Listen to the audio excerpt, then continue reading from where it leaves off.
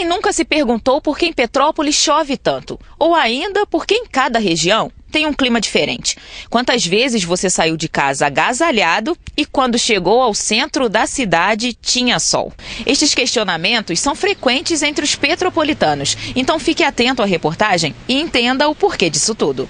E para entender tudo isso, procuramos o meteorologista Pedro Dias, diretor do Laboratório Nacional de Computação Científica. Passamos para ele todos esses questionamentos do início da reportagem. Começamos perguntando por que o clima sofreu uma queda brusca de temperatura esta semana. Essa virada do tempo nessa semana é atribuída a uma frente fria, bastante intensa, provocou uma queda substancial de temperatura e chuvas intensas.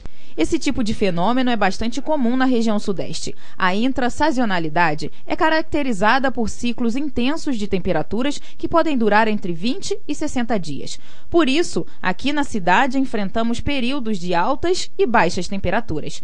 Depois de entender o que aconteceu esta semana, passamos para a segunda pergunta. Por que em Petrópolis as regiões têm climas tão diferentes?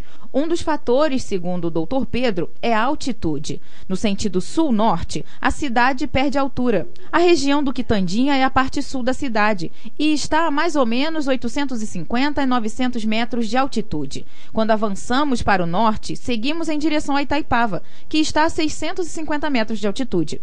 Mas não é só isso. A diferença de altitude já explica grande parte da diferença de temperatura.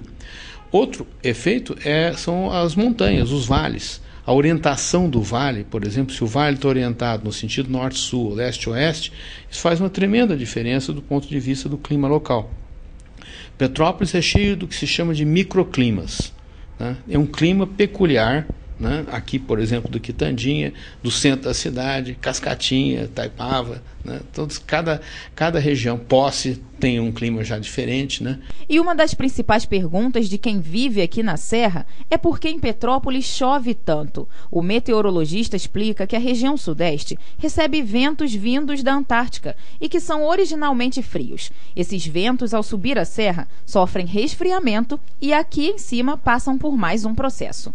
Ao subir a montanha, o ar sofre um processo de condensação e de resfriamento, e aí vem a chuva, vem o russo, típico aqui dessa região. O continente se aquece mais do que o oceano, e com isso a pressão abaixa aqui no continente, e o ar, então, que está lá no mar, vem para cá, tá? E trazendo toda a umidade e as nuvens. Agora que você entendeu que Petrópolis tem microclimas, fica mais fácil se organizar e não ter surpresas durante o dia.